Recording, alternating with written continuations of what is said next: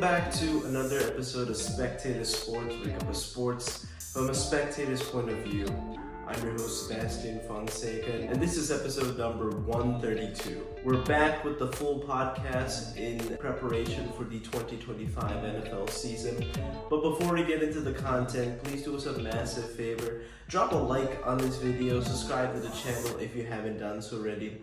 If you want to get more clips from Spectator Sports, we got that for you here on YouTube in our various playlists. We just came out with a video covering the Micah Parsons trade last week, so if you could give that some love, would mean a lot to us.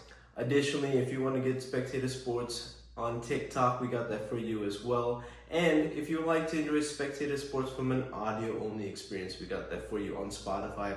I'll link everything in the description, and let's get into this week's episode. I can't believe that Jerry Jones really traded the best player on the Dallas Cowboys for what seems to be very minimal return. The full trade terms are that the Green Bay Packers get Micah Parsons and will be sending defensive tackle Kenny Clark and 2 first-round draft picks to Dallas in exchange. The Packers will also sign Micah Parsons to a massive 4-year deal worth $188 million with $120 million guaranteed, meaning that Micah Parsons has reset the edge rusher market, earning up to $47 million a year. With this move, the Packers rise to being one of the most dangerous teams in the NFC and appear poised to give the defending champion Philadelphia Eagles a run for their money this season. The concerns for the Packers coming into this season was their lack of pass rush. Of course, Rashawn Gary did make the Pro Bowl in 2024,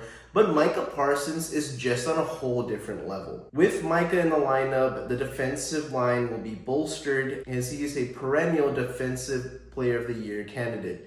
And this could be a Khalil Mack to Chicago type of impact with the Green Bay Packers in 2025. Back in 2018, Khalil Mack was demanding a trade out of, at the time, the Oakland Raiders. And on September 1st, just a few days before the season kicked off, the Raiders traded him to the Chicago Bears for what seemed to be more return than what the Cowboys got for Micah. With the defensive line bolstered and now with Xavier McKinney in the defensive backfield, the Packers defense under Jeff Hafley should be one of the best defenses in the conference, especially with the Vikings integrating J.J. McCarthy, which is essentially his rookie season this year, Ben Johnson getting his first crack at becoming a head coach, and Caleb Williams getting a mulligan of a rookie year, and the Detroit Lions, who have 2 new coordinators on either side of the ball. The Packers seem to be a huge threat to take back the NFC North. With this move, the Cowboys defense will likely be one of the worst units in the NFL. Even with Micah, the defensive unit was pretty weak. Their defensive line hasn't been the same in the last couple of seasons. Their linebacking core is very up and down. And yes, Trayvon Diggs is a pretty good cornerback, but with health concerns in the past few years, and his production has tailed off, especially from 2023 to 2024. I'm really concerned about this defensive unit led by Matt Eberflus. And in a division where you have 2 stud quarterbacks in Jalen Hurts and Jaden Daniels, and with the Cowboys opening up the season against the Philadelphia Eagles next Thursday, I feel that the Eagles' loaded offense has a chance to torch whatever's left of the Dallas defense and give Cowboy fans a sneak preview in what could be a very long season. I don't understand why this wasn't handled earlier by Jerry Jones.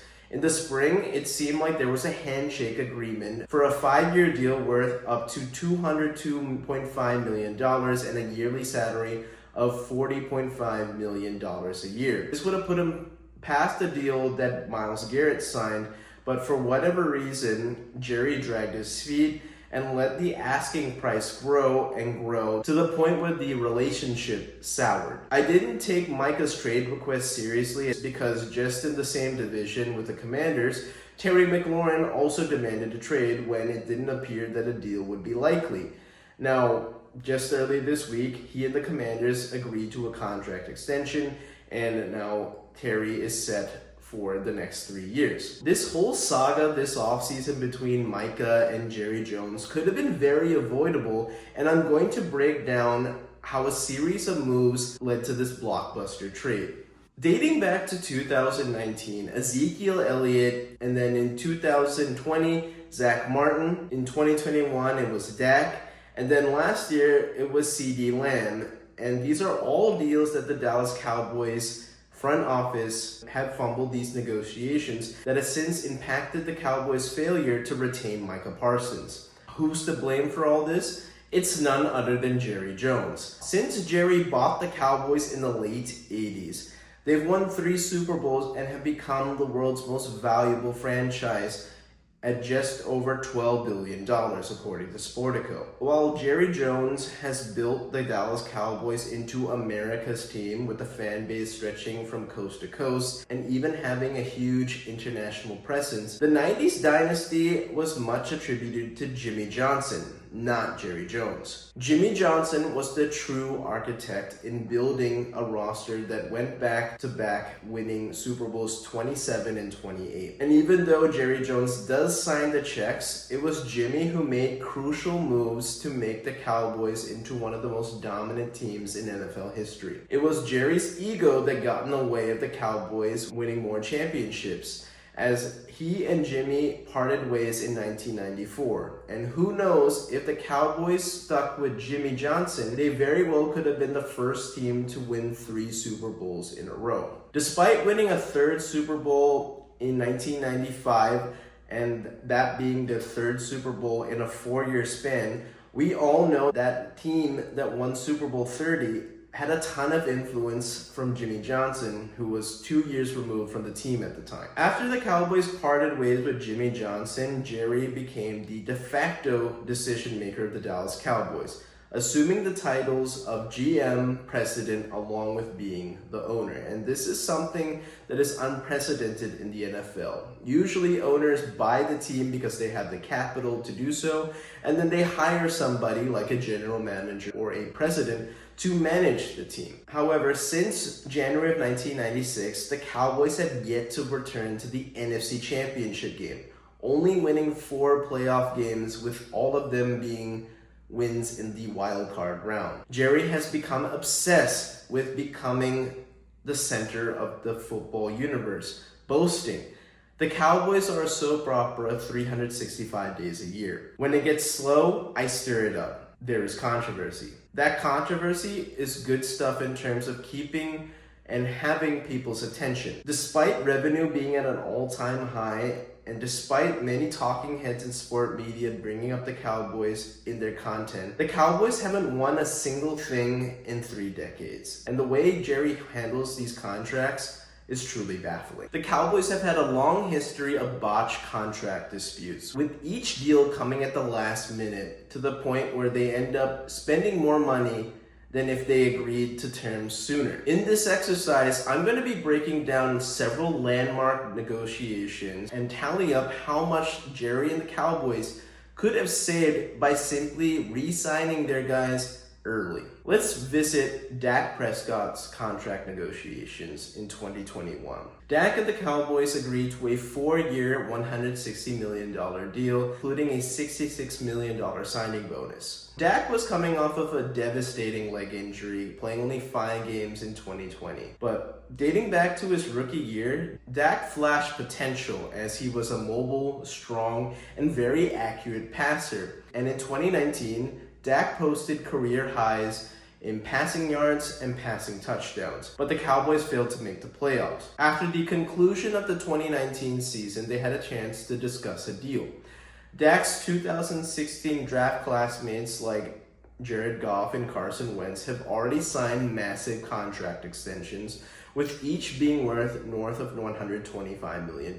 Dak, being the most accomplished member of that quarterback class so far, could easily have signed a deal worth around $130 million over 5 years, which would have saved the Cowboys $17 million from 2019 to 2022. However, talks broke down, and this led to Dak being franchised at $31 million, which put him right in the middle of the pack of quarterback salaries at the time. In 2021, a deal was made, and Dak was the highest paid quarterback in the NFL, reaching the $40 million a year barrier, surpassing Russell Wilson, who was at the time making $35 million a year. With another year to get the deal done, this costed the Cowboys an extra $10 million.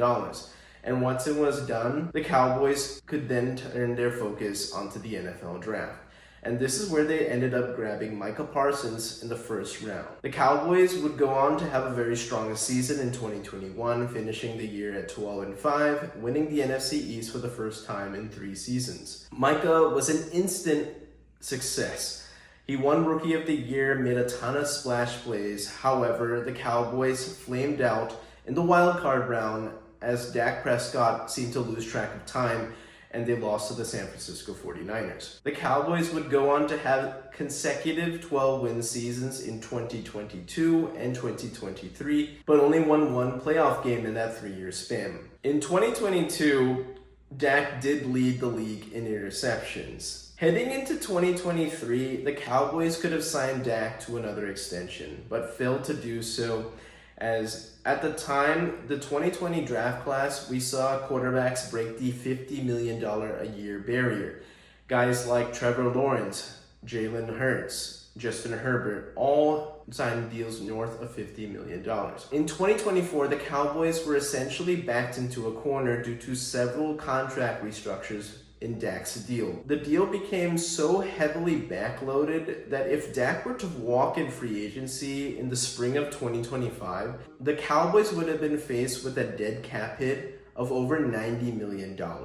That's simply cap mismanagement at its finest. Within hours of the Cowboys set to open up the 2024 season against the Cleveland Browns, Dak signs a 4-year extension worth up to $60 million a year, once again reclaiming the richest deal in NFL history. Let's turn to CeeDee Lamb's contract negotiation. Last year, he was in the middle of a contract battle with Cowboys management. He was coming off of a historic season in 2023, earning first-team All-Pro honors as well as having over 1,700 receiving yards. In the very spring, fellow 2020 draft picks like Justin Jefferson and Brandon Ayuk, and to put further insult to injury, 2021 draft picks like Devontae Smith, Jalen Waddle, Nico Collins, and Amon-Ra St. Brown also got paid before playing the 4th year of their rookie deals. If they worked out an extension in 2023, Lamb's deal would have been worth $14 million less than what he signed for just before the start of the 2024 season. So tallying up our total potential savings now,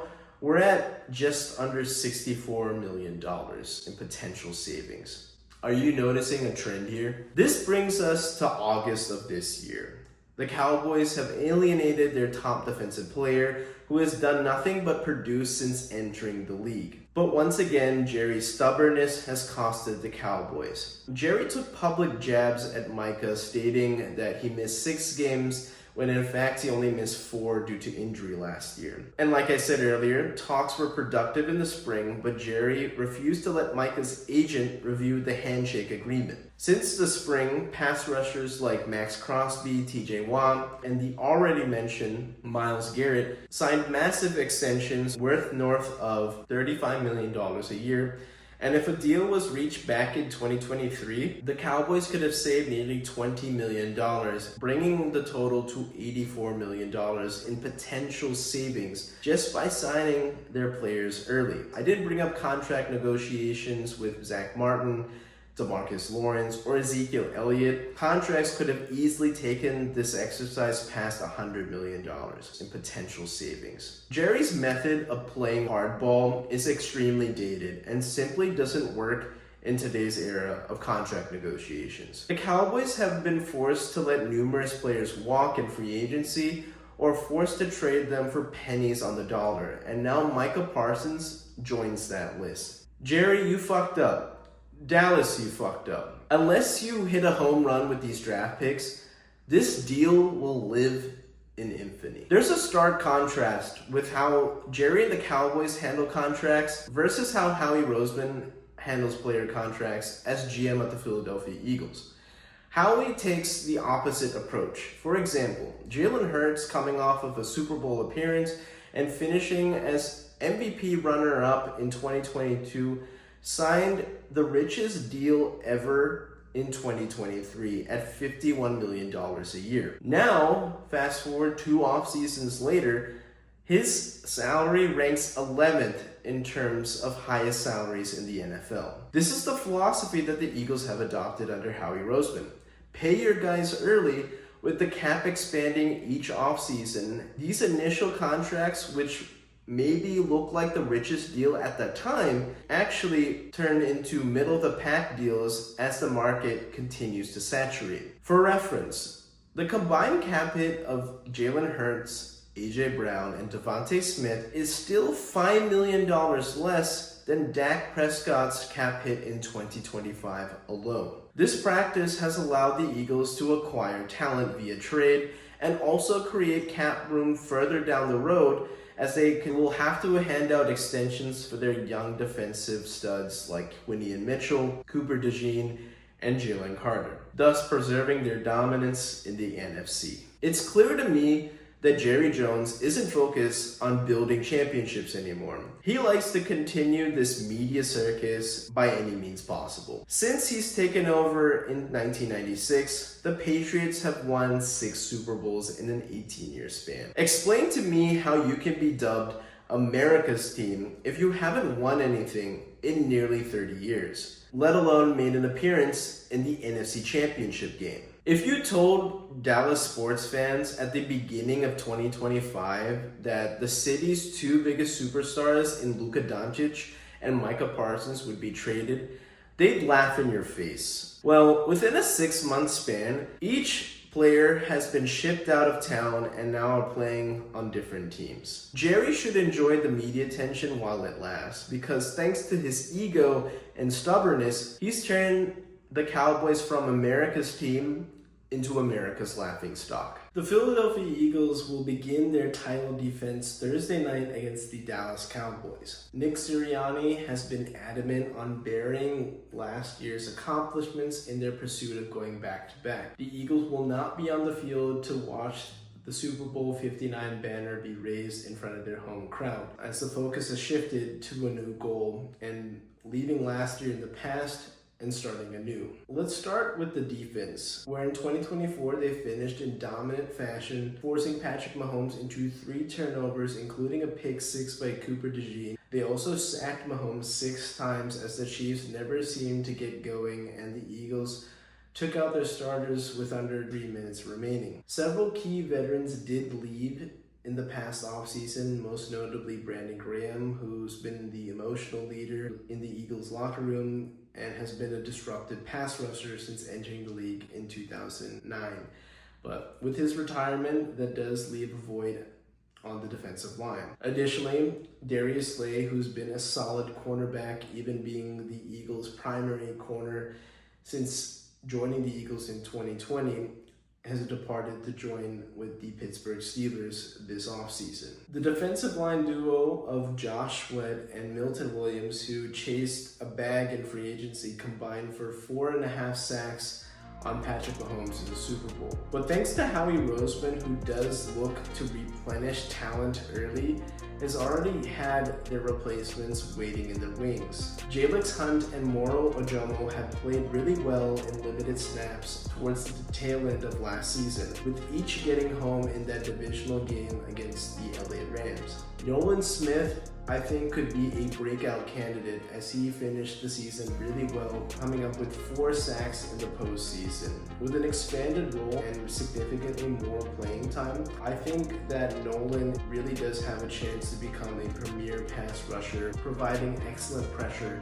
coming off the edge. If there was a weak spot in this Eagles defense, it has to be the second cornerback spot, which is my biggest concern, to be honest. After Darius Slay's departure to Pittsburgh, second-year corner Quinion Mitchell will be taking on the top cornerback spot. In training camp, he's been practicing traveling side to side with the opponent's top receiver, as he would likely play man and sometimes even go back to his normal zone. The cornerback spot opposite him is definitely in question, and they had an open competition between 4th-round draft pick from 2023 Keely Ringo, veteran Adoree Jackson, and recently traded defensive back Jacorian Bennett from the Las Vegas Raiders. Adoree Jackson won this job, and I put it in quotation marks because I didn't really feel that any of the candidates really stood out. Keely has all the attributes to be a starting cornerback, but he had a really poor outing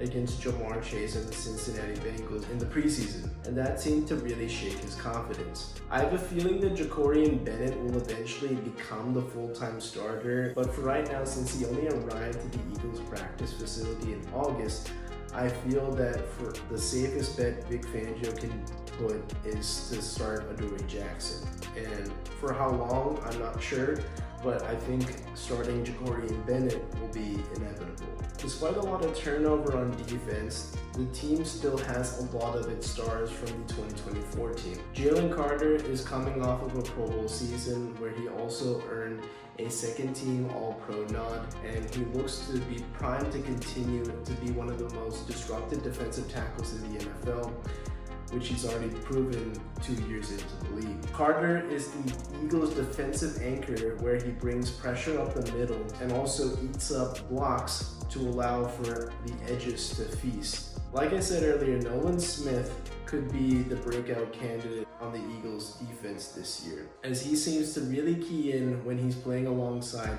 his former Georgia Bulldog teammates. With Zach Bond recently extended to start free agency, look to see how he continues to build off his stellar 2024 campaign, where he was the best linebacker in football. In the secondary, we already spoke briefly about Cooper DeJean in the Super Bowl, but he might be even used as a safety in certain packages, while also moving back to his more traditional nickel cornerback position, while Reed Blankenship continues to provide solid play from the safety spot. In the 2025 NFL Draft, Howie Roseman made 2 defensive selections with his first 2 draft picks. In the first round, he traded up 1 selection to take Jahad Campbell out of Alabama, and he's been a phenomenal addition to this Eagles defense, as I see him being a perfect complement to Zach Bond. Bond has proven to be a sideline-to-sideline linebacker, and I think learning under a first-team All-Pro in his rookie year would be excellent for Jahad's development, as he's already shown a lot of flashes being a disruptive linebacker in stopping the run and also playing well in coverage. The Eagles' second-round selection was Drew Makuba out of Texas, and Makuba did have some adversity in this training camp where he suffered a couple of injuries, but he did flash some potential in the second preseason game, taking back an interception all the way for a touchdown. Despite all the turnover on defense, Vic Fangio remains to be the best defensive play caller in the NFL.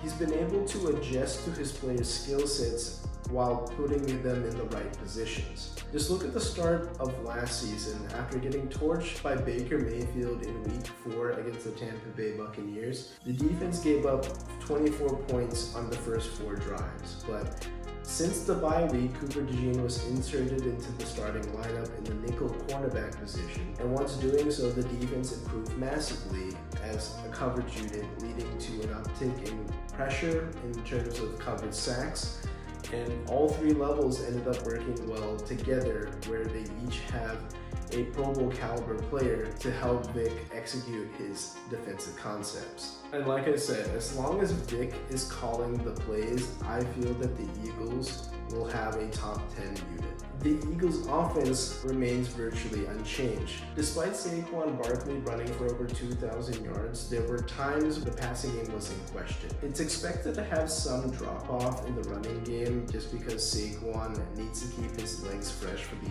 postseason, and I expect the usage to take a slight dip compared to 2024 as the Eagles look to further expand the passing game. Jalen Hurts is a proven winner, and when it comes to stats, it's not flashy, but his ability to be so unselfish and even sacrifice for the betterment of the team is why he's one of the best leaders in the NFL and even all of sports. There's been times where he doesn't need to light it up from a passing perspective, but if necessary, Jalen Hurts has proven on the game's biggest stages that he can do so. Just go look at last year's NFC Championship game or the Super Bowl. In August, they made another move to trade for Josh Mechie from Houston, as he could be another depth piece in the receiving room to pair alongside the developing undrafted free agent Darius Cooper. But when we discuss the Eagles' wide receiving room, it's all about A.J. Brown and Devontae Smith. A.J. Brown has consistently been a top 5 receiver since joining the Philadelphia Eagles in 2022, and he seems poised to have another big year. Devontae, while having somewhat of a down season in 2024, did catch fire in the postseason, especially that dagger to effectively ice the Super Bowl in the third quarter. The interesting piece in this receiving room is Jahan Dotson, who came on to the Eagles training camp late in preseason and was struggling to find his footing in the regular season. But to start the postseason, he caught a touchdown pass and was fairly productive in the postseason run that ended up helping the Eagles win the championship. With a full offseason, and in case AJ or Smitty do go down with some injury that does leave them missing some time, it seems that Jahan can pitch in for a game or two and be quite productive. The only true change in offense has been at right guard, where Micah Becton left in free agency to get a bag with the Los Angeles Chargers, and Tyler Steen stepped in to take over in 2025. Now, last year, it seemed that it was going to be Steen's job to lose, but an untimely ankle injury ruined those chances of him starting. This year,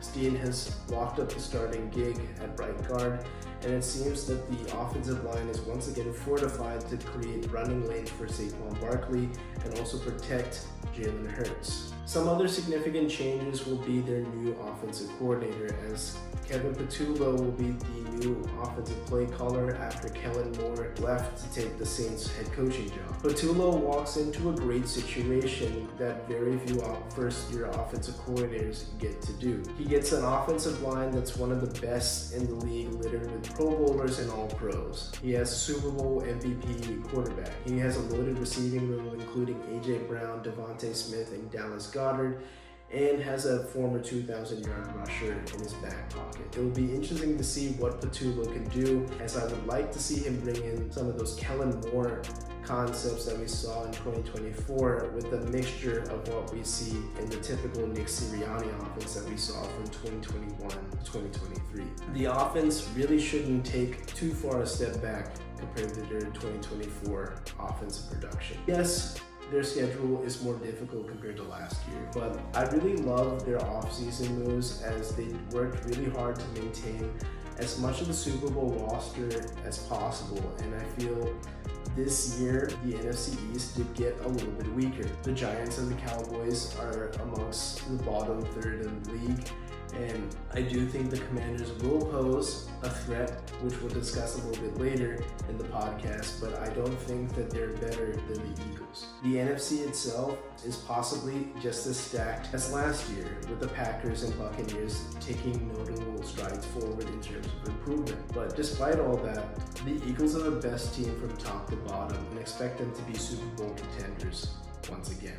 The Kansas City Chiefs will open up their 2025 campaign in Sao Paulo against the Los Angeles Chargers. This will be their first game since their embarrassing performance in Super Bowl 59, so they had a chance to become the first team to win 3 Super Bowls in a row. The offseason had some turnover with the departure of Joe Thuney to the Chicago Bears, Deshaun Wharton to the Carolina Panthers, Justin Reed to the New Orleans Saints, and DeAndre Hopkins to the Baltimore Ravens. After seeing Mahomes take a beating at the hands of the Eagles' tenacious defense, Brett Veach made some adjustments and focused the offseason in protecting Patrick Mahomes, much like he did after the Chiefs got shellacked against the Tampa Bay Buccaneers in Super Bowl 55. To further protect Patrick Mahomes, his main priority in the offseason was bringing back Trey Smith, who was initially franchise tagged but later signed a huge deal to become the highest paid interior lineman in NFL history. And in the draft, Veach further bolstered the offensive line, taking Josh Simmons with the last pick of the first round of the 2025 NFL Draft. The Chiefs' defense still might be the stronger unit between offense and defense for Kansas City. They came up with huge stops during the entirety of last season. Chris Jones remains one of the top defensive anchors in the NFL, but the pass rush remains a question. George Karlaftis remains a steady contributor, but can he make the leap?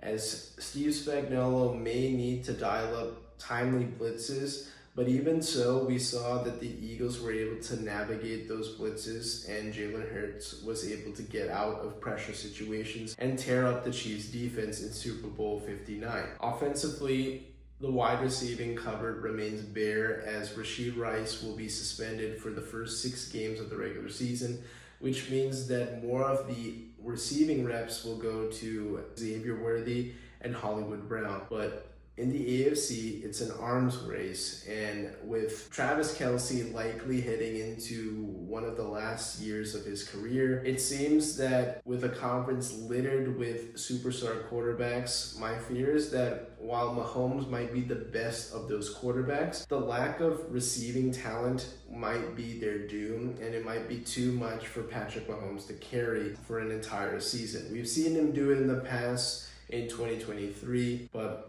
we know that with a struggling receiving room, it does weigh on you, and it does create a little bit of unnecessary chaos, where if they can find a way to make a trade but before the deadline, I think that could be an avenue to help out the Chiefs for this year. This could be similar to what we've seen in 2023 and last season, where Mahomes is kind of running around trying to make something out of nothing, as he's a proven magician. But even he can carry the Chiefs in every single game. While I'm not quite ready to have another team usurp the Chiefs in the AFC West, I do think that this could be a year that the Chiefs actually fall short of the AFC Championship game for the first time in the Patrick Mahomes era. The Buffalo Bills come into 2025 with the hopes of returning to the Super Bowl for the first time since the 1993 season. Once again, they're coming off of a heartbreaking season that ended at the hands of Patrick Mahomes and the Kansas City Chiefs. Last year, the Bills were the only team in the regular season to give the Chiefs any real trouble. In the postseason, they were able to climb out of a 11-point deficit and take the lead heading into the fourth quarter, but couldn't finish. In 2024, my expectations were low for the Buffalo Bills. I even had them not even winning the AFC East and projecting the Miami Dolphins to win the division last year. Obviously, that didn't happen, and the Chiefs and the Bills did end up winning the division and even get all the way to the AFC Championship game. But heading into 2025, I'm not so sure how to predict these Bills. Yes, they have the reigning MVP, who has proven that he can indeed carry the Bills to win the division and even sometimes deep into the postseason. But similarly to the Ravens, this team seems to be riddled with unforced errors and mental mistakes that have costed them big, especially against the Chiefs. The Bills' defense needed improvement, especially in their secondary, and the Bills did address that early in the draft, drafting Maxwell Hairston with their first selection in April's draft. Hairston brings a mix of speed and also length to the cornerback position, as he might see several targets as quarterbacks look to avoid Christian Benford and Teron Johnson on the other side of the secondary. Joey Bosa was the Bills' biggest offseason signing, as they look to replace Von Miller, who was released in the offseason. Bosa has had a career much maligned with various injuries, especially within the last 3 years, as he's only played 3 out of 51 possible games, and if he could just stay healthy, this could keep the Bills' pass rush intact. Offensively, the Bills have an everyone-can-eat offense without a true wide receiver. Thankfully, the Bills were able to get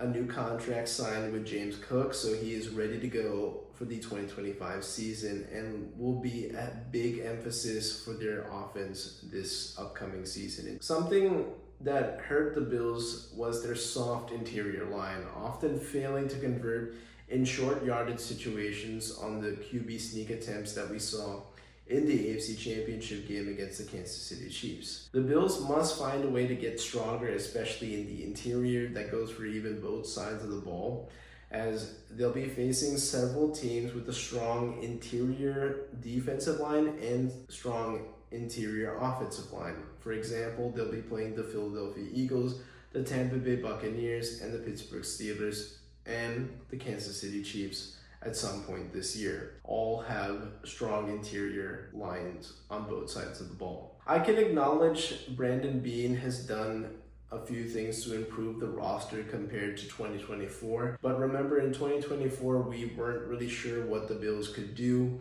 and that question does remain the same in 2025. I don't think that Josh can again carry this team to the AFC Championship game, and I just don't think that they have enough to contend against the Chiefs or the Ravens in this AFC. Yes, they can win the AFC East yet again, but what does that really prove? I can acknowledge Brandon Beane has made notable improvements to the roster in 2025 in the draft and in free agency. This Bills team is better than in 2024. However, I do think when you look at the entire AFC landscape, the Bills are simply just a slight tier below the Chiefs and the Ravens. And I do not think the Bills have enough to simply ride their MVP until the tires fall off. The Baltimore Ravens come into this year with another strong roster in a conference with several star-studded quarterbacks. The AFC North is known to have a lot of drama, especially with the Browns quarterback situation and the Bengals having a lackluster defense with poor contract negotiations, and the Steelers essentially putting all their eggs into the basket of the 40-year-old Aaron Rodgers. Given the circumstances in their own division and in the AFC, it's now or never for the Baltimore Ravens. The Ravens didn't add a ton of talent this offseason, but they did fill in some depth to the wide receiving room, bring in DeAndre Hopkins, who is still chasing a championship to culminate his Hall of Fame career. And the secondary, while being a time suspect last year, they got bolstered by the signing of Jair Alexander from the Green Bay Packers. And he's been a corner that's been bothered by injuries for the last 2 seasons, only suiting up for 14 out of 34 possible games. But if Jair can stay healthy, the Ravens have added another stud cornerback to integrate into their retooled secondary, which already includes first-rounder Malachi Starks and veterans like Kyle Hamilton and Marlon Humphrey. Last year, the defense was getting torched during the first 10 weeks of the season. They allowed 253 points, but after making a few adjustments, they finished the regular season quite strong, only allowing 108 points during the remaining 7 games. Their pass rush between Kyle Van Noy, Adafe Owe, and Nnamdi Madubuike are not conventional, but still very effective.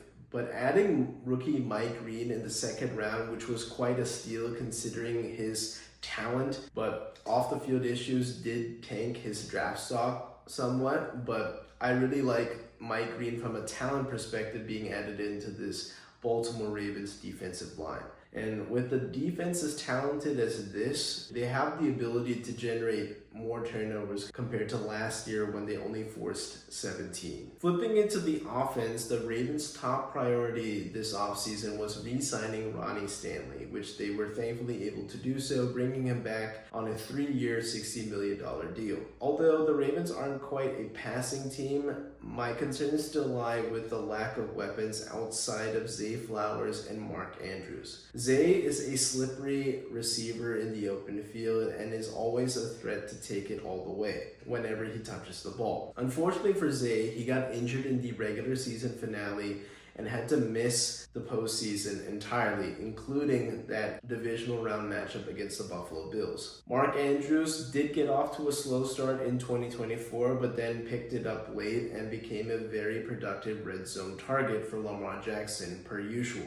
But age is certainly catching up to Mark Andrews, and I feel that the Ravens offense won't be able to survive another slow start from their tight end, and this could be the window that could open up more opportunities for Isaiah Likely, who could be the heir apparent tight end for Baltimore if they so choose. Of course, everything in the Ravens offense is centered around two-time MVP Lamar Jackson. Lamar once again will be faced with the same question: can he get it done in the postseason? Lamar Jackson is just 1-3 in the divisional round, and I think anything short of the AFC Championship game will be a disappointment this year. I do think Lamar does have what it takes to get it done and win a championship with the Baltimore Ravens, but the only concerns that I have is the turnovers and the play calling. The Ravens have some very talented teams, especially in the past 2 seasons. In 2023, they had a top offense and defense,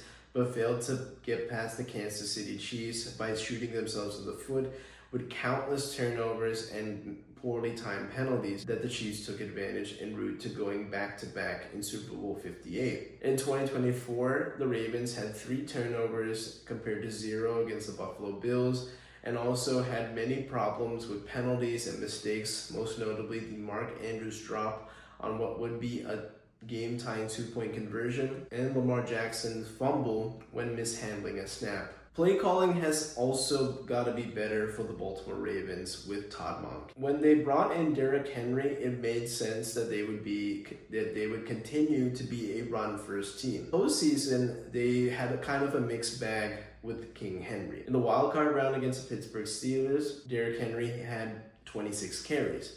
But in the divisional round, his carries were brought down to just 16. It's really strange because the conditions favored a heavy dose of a running attack because the Northeast was hit with a lot of snow during the divisional round last season. And despite getting limited carries, especially in the postseason's divisional round matchup against the Buffalo Bills, King Henry still averaged over 5 yards per carry, and it doesn't really make sense why there was a sudden change in the game plan. For whatever reason, we've seen in the past few postseasons where the Ravens get behind that whoever is the play caller decides to try and showcase Lamar's arm rather than the strengths of the Ravens, which is their running game. And it's become somewhat of a issue because the more Lamar does throw, it does pose some problems just due to the lack of receiving weapons at their disposal. For whatever reason, we're seeing these play callers ignore some of the greatest combinations we've ever seen in the backfield between Lamar Jackson and Derrick Henry, who provide a lethal mixture of speed and strength. But if Todd Monken can stick with the running game and focus on wearing down their opponents, there's hardly any defense that could stop this Ravens offense. Of course, Baltimore has to stay healthy, but if they do keep the mistakes to a minimum and stick to their strengths, this is a Super Bowl team. They have more than the Kansas City Chiefs, they have more than the Buffalo Bills, both who I think would be worthy adversaries against the Ravens in the postseason and are their biggest competition this season. It's very likely that the Ravens will have to beat one, if not both, to win the AFC. And this time, I do project that the Ravens will break through, and my prediction is that the Ravens will earn the AFC's top seed and beat the Chiefs and Bills on their way to the Super Bowl this year. So that's it for this episode of Spectator Sports. Thank you so much for tuning in. Remember, to help this channel grow, reach a broader audience, we're gonna need your help. Drop a like on this video, subscribe to the channel if you haven't done so already, and shout out to Joy for editing this podcast, and I'll catch you all on the next one. Take care, everyone.